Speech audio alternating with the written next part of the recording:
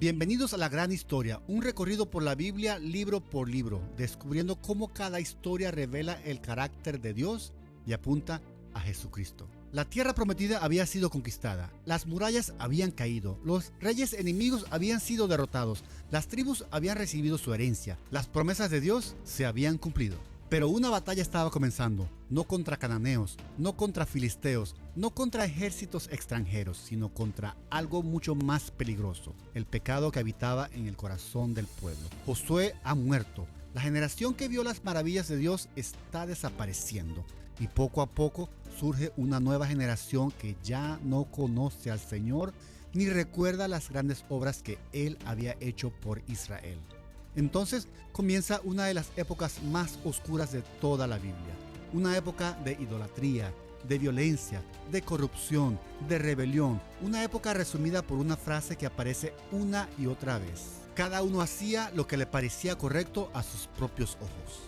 La pregunta es inevitable. ¿Abandonará Dios a su pueblo? ¿Se acabó la historia del pacto? ¿Podrá la misericordia de Dios alcanzar a una nación que constantemente le da la espalda? El libro de Jueces responde con una verdad extraordinaria.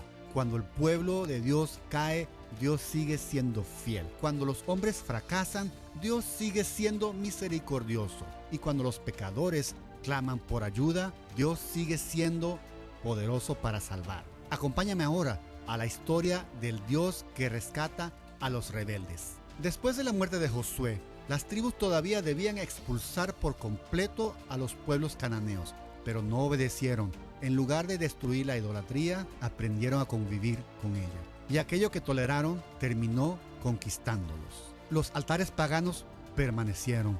Los ídolos permanecieron. Y poco a poco sus corazones comenzaron a apartarse de Jehová, tal como Dios les había advertido. Como no destruyeron los altares paganos, esos mismos dioses terminarían apartando sus corazones de Dios. Entonces comenzó un ciclo que se repetiría por generaciones. Israel pecaba, Dios permitía que sus enemigos los oprimieran. El pueblo sufría, clamaba por ayuda y Jehová levantaba un libertador, un juez, no un rey, no un gobernante permanente, sino un instrumento temporal de la gracia de Dios. Una y otra vez, porque el verdadero problema no estaba fuera de Israel, estaba dentro de Israel. El primer juez fue Otoniel, luego vino Ahod, después Samgar. Hombres muy distintos, pero el mismo Dios les dio la victoria. Porque Dios no necesita grandes recursos para realizar una salvación, solo necesita personas dispuestas a confiar en Él. Pero la nación volvió a rebelarse y esta vez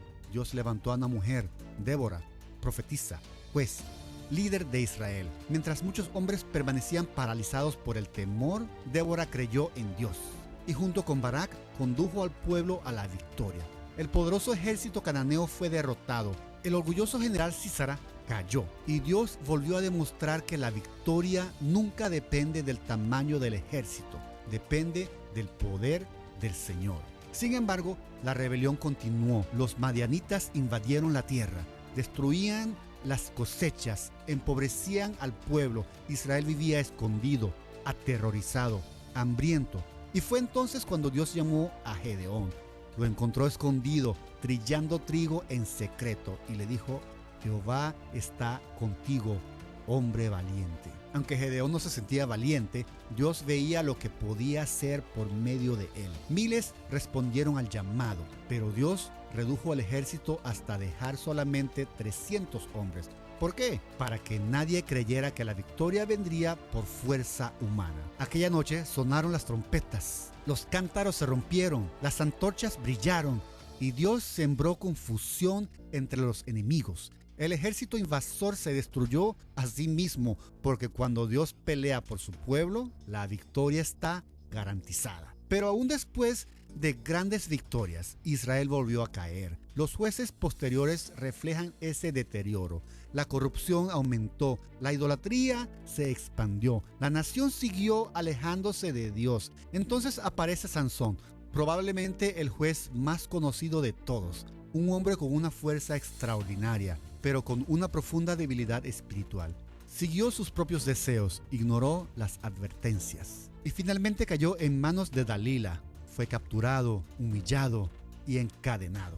Pero su historia no terminó allí. En medio de su fracaso, clamó al Señor y Dios volvió a responder. Sansón derribó al templo de los filisteos y aún en sus últimos momentos, Dios mostró su poder salvador, porque la misericordia de Dios es más grande que nuestros fracasos. Sin embargo, la parte más oscura del libro aún estaba por venir. Los últimos capítulos presentan a una nación completamente desordenada.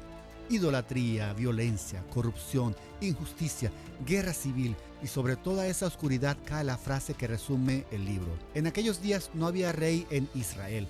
Cada uno hacía lo que consideraba correcto a sus propios ojos. Israel necesitaba más que jueces, necesitaba un rey justo, un rey capaz de transformar los corazones. Como toda la Biblia, Jueces también apunta a Jesucristo. Cada juez salvó temporalmente, Jesús salva eternamente. Los jueces liberan a Israel de enemigos externos. Jesús libera a su pueblo del pecado. Los jueces eran imperfectos. Jesús es perfecto. Los jueces morían. Jesús vive para siempre. Los jueces trajeron alivio temporal. Jesús trae redención eterna. Si recuerdas una sola verdad de este libro, que sea esta: la rebeldía humana es profunda, pero la misericordia de Dios es aún más profunda. Cada vez que Israel clamó, Dios respondió. Cada vez que cayó, Dios mostró su compasión. Y cada rescate señalaba hacia el Salvador definitivo, Jesucristo, el verdadero libertador, el verdadero juez, el verdadero rey.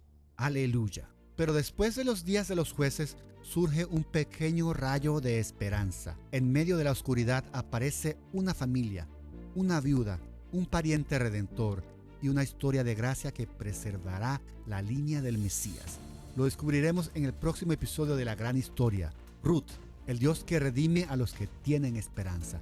Gracias por acompañarme. Nos vemos en la próxima página.